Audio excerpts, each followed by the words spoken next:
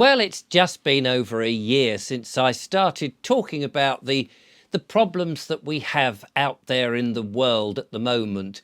And it's been an amazing journey on YouTube, on this platform, talking about the various problems and the incredible reaction and feedback that I've got. But it's been a massive learning curve. And just as a bit of a sort of, as we're getting towards the end of this year, I thought it would be quite fun to go through some of the things that I've learnt on this journey. So I've made a few lists, and this is clearly just a few of them that came to my mind off the cuff, as it were. So I haven't really given this a huge amount of thought, but see how many of these that you might agree with or disagree. I'm more than happy for you to have a completely different opinion to me. After all, we all are individual people and we should have differences of opinion, but we should still be able to get on, or at least that's what it is in my mind. So the first thing here is don't believe everything you're told. Everybody has something to say, but not everything is really true. And what is truth anyway? Who knows what it is? We're all desperately trying to work that bit out. There's so much stuff coming at us left, right and centre. You never know what is genuine and what is not genuine. One of the first places to see all this stuff, of course, is the television. And I've learnt that the television basically is there to program you.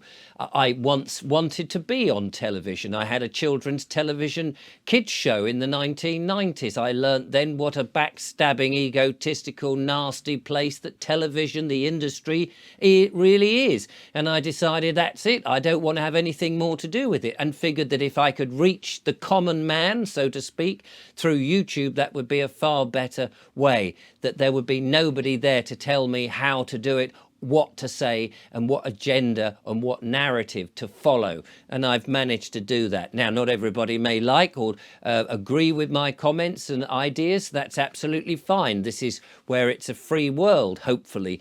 But when you use television and they're programming you and telling you things, it's a load of old nonsense. So really and truly, I've learnt, and I learnt this some years ago, get rid of the television. Don't listen to the crap that's being pushed through the glossy screen in front of you.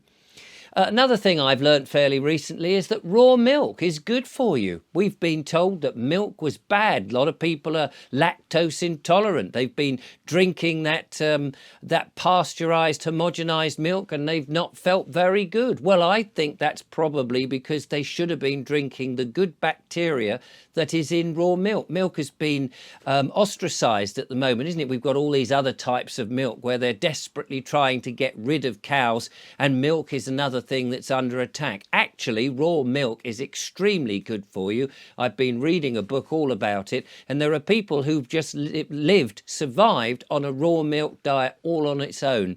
So don't believe every bit of rubbish about certain foods that you might think. That's what I've learnt anyway. And on that, somebody sent me a book about smoking and said, Richard, have you not noticed that that is another psyop that's been going on a long time, and that smoking has not been linked really to the lung thing that everybody goes, you know, the big C.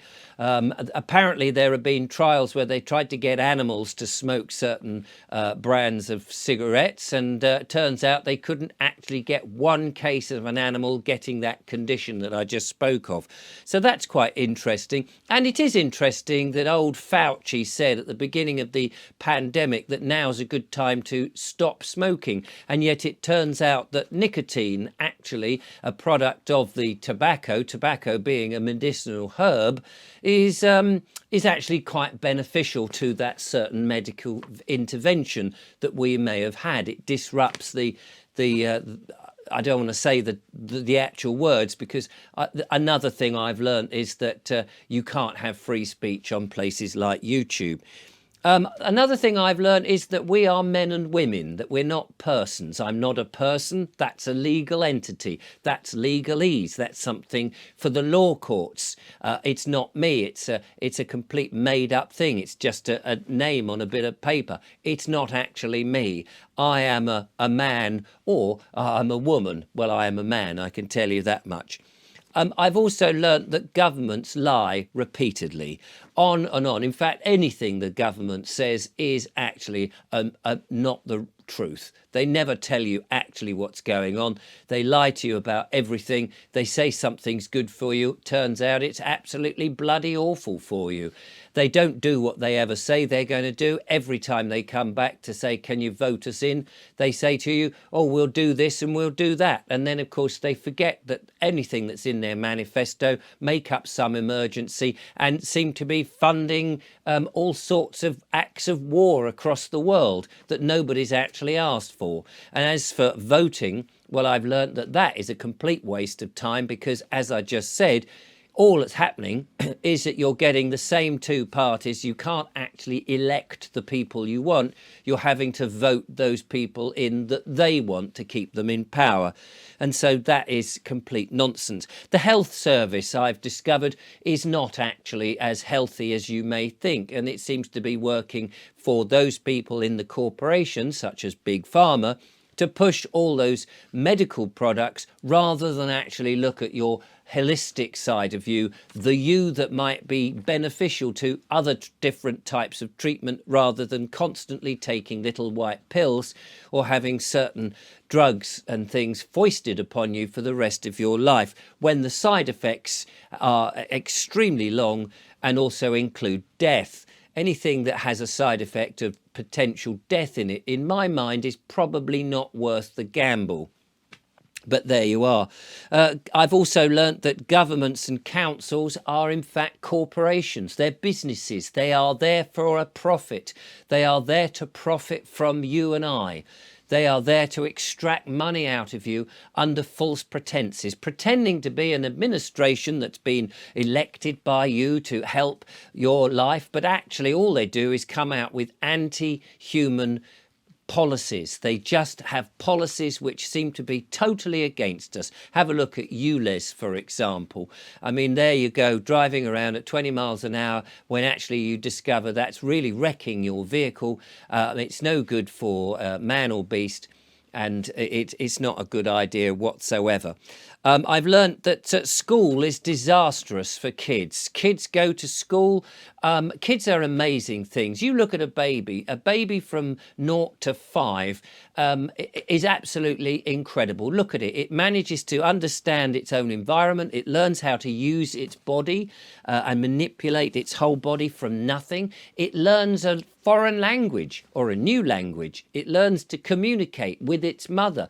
It already knows how to get milk from the boob, which is, of course, the best milk that it can. Please don't give your babies all that artificial milk from bottles. That's just not giving your baby the best chance in life. It learns so much. Its brain is just absorbing all this information. And then you take the kid to school, and the school's job is to dumb it down and make it a good slave. I've learnt that school is not the right place for kids, and really and truly you should get your kids out of school as soon as you can, because they're indoctrinating them with government policy, and that's not necessarily how you want your children to grow up. And of course they are boys and girls. They're not children. Children, of course, is another legalese word, just as parent is. You are a mother and a father with a boy and a girl. That's what's really going on, but they're tricking you with the language to make you think that you are something that you are not.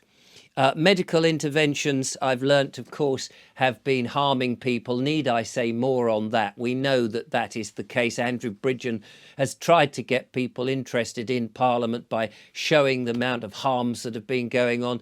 And of course, the government go immediately into hiding, do not want to discuss about excess deaths. We've even seen in New Zealand, have we not, a whistleblower with amazing information to show just how dangerous the certain medical intervention was, and how many people have been dying as a result of it. And the politician lady who's put up her party, Liz Gunn, has had to go into hiding. The whistleblower has been charged, I believe, at the moment, which just goes to show you, you know, if you've got something to say in a free society, you should be able to say it. But no, it isn't free, is it? I mentioned that voting was a waste of time, and of course it isn't. And democracy is an illusion. Democracy is, of course, just simply mob rule.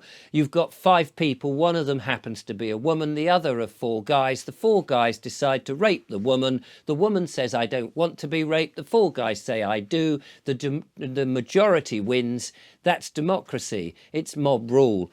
I don't think we should actually give it what is due. I've also learned actually what the word shill means, and of course I've been told that I am a shill. I'm controlled opposition. Apparently some people think I'm controlled opposition because I once stood in a charity shop with the lovely Julia and took a photograph while she was out changing some clothes into vintage costumes, and we did a little selfie, and in the background there's a pyramid. Turns out, of course, that pyramid, which is supposed to be a sign that I am a shill or controlled opposition, was actually just a lampshade. But, you know, it's funny how some people think that these are the signs that I'm somehow secretly telling people that I am controlled opposition. I also have learnt that our phones, these mobile phones, are collecting our data.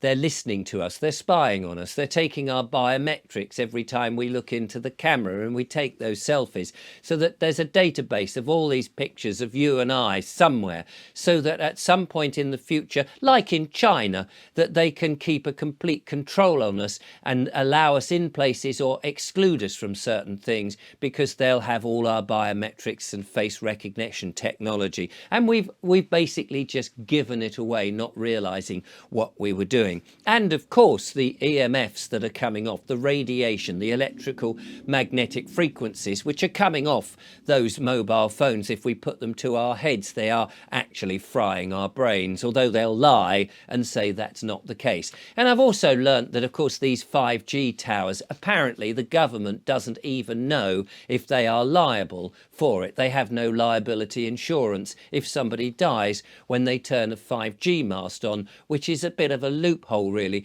and I think a way that you can get at people and say, have you got a liability insurance for those 5G towers that you're insisting that we all have? Who is it? The telecoms company or the government? I've been told nobody knows. Well, that's not a very good situation to be in. And of course, electricity in and of itself is a dirty thing. It radiates around the ring main and is causing people some problems, and nobody quite knows what to do about that, I have learnt.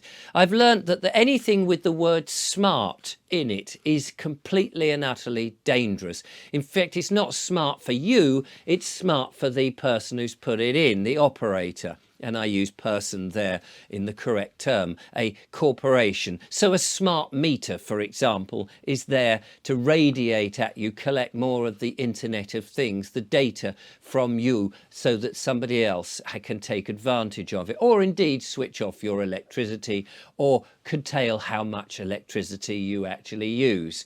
So be careful about that. We've got smart motorways, which of course we're told is to make the traffic much better. But is it really? I thought it was far smarter having a hard shoulder that you can just quickly nip onto if you're in trouble, rather than these versions that we have now in the UK. And you wonder if, that's just for driverless cars in the future, when we have had all our cars removed from us and we're no longer allowed to drive.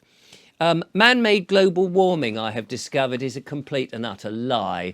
It's a complete myth that was invented, I believe, by the Club of Rome, and is it is funded by the bankers. The whole agenda is to, of course, dumb us all down and corral us into 15-minute cities and make us, bar the razor wire, to have us under surveillance with the digital IDs and the CBDCs and all of that under government control, so that freedom is removed, by making us acquiesce and believing that we are trying to save the planet. If they were really trying to save the planet, they would get rid of much of the pollution and other damage that's being done, not getting rid of that wonderful gas of life, CO2.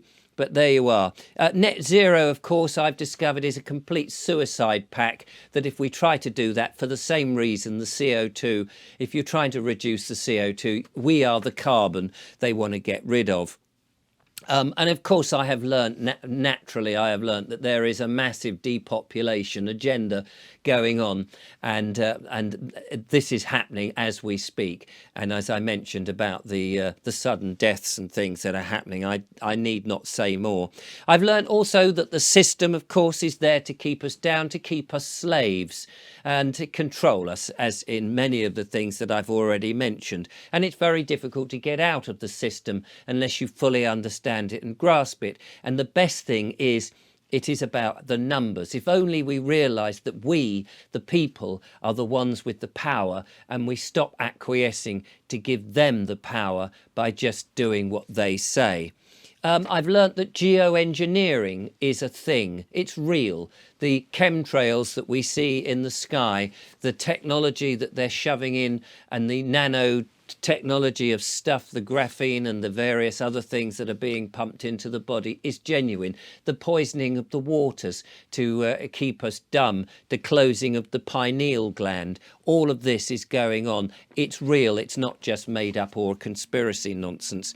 I've learnt that banks will generate money out of thin air, and that they actually lend you, when you go for a mortgage, they lend you your own money from the trust, that the trust pays them the money. It's your money anyway. This is the trust that you have that's been set up once you were born with your birth certificate. And of course, the money goes into the bank. And the bank, they lend you your own money, and then they ask you to pay it back, and you do, and then they ask you to pay it back at an interest rate. So you're paying umpteen times and generating funds for the bank. This has got to stop. This is a nonsense and absolutely a terrible thing. I've also learnt that you have a trust fund that is there beyond your wildest dreams, but it's incredibly difficult to access it. People keep asking me, how do you access it? It's there, but it is a difficult thing, and maybe in time we'll work out how to do it. People are doing it. I've also learnt that it's incredibly difficult to wake people up. If you keep telling people what's going on and saying, look at this and have a look at this and look at this, the more you tell people, the more they put their head in the sand, because they have had such a psyop. They have been so brainwashed, they cannot see the wood for the trees. There's too many trees. So you have to get questions to them. Why do you suppose the kind, benevolent government is doing this? Why do you suppose that the sky is laden with these weird trails? Why do you suppose this? Is it really necessary for 3-4-year-olds to be taught how to masturbate? These are sort of questions that you need to ask, because if you tell them the school is teaching them that, they will just ignore it. I've also learnt, of course, that it's extremely hard to answer all your emails, and I do apologise, because you may have to nag me, but I don't always see them. There's so many of them. I have tried to answer them, and sometimes I can't, and things go awry.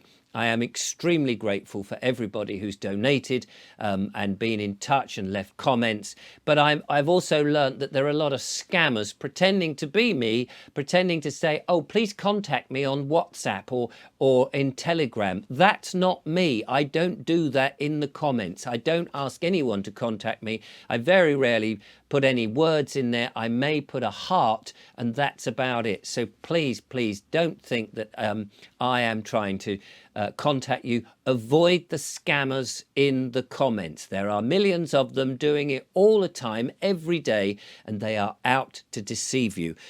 So there we are. And finally, the biggest thing that I have learnt, really, and the most important, is there's been a continual journey through my life that I am a nameless spirit, that I inhabit this body, this flesh and blood body, and that everything I see out of here is really just vibration. It's just energy. It's just a hologram, that I'm actually making it up on the fly, and that if I use my mental powers, I can change my reality. And if we all were to do that, we would get out of this problem very easily and rapidly. If we all change the way that we conceive things and realize that we are a spiritual entity, we're not a name on a bit of paper. We're not a legal entity. That this is the way of dumbing us down, and we don't need to have this existence. And I will be exploring more of this, as well as getting back to the old ways of doing things, which had life and had meaning and purpose, instead of this digital prison, the digital world that we're going into, which is there to keep us chained up. I wish you well, you spiritual people watching me. Keep positive, keep happy, and whatever you do, remember it's fear they use to keep you down. Laugh and joke and poke fun at them, because they cannot win and they are dying as we speak. I bless you all and talk to you soon.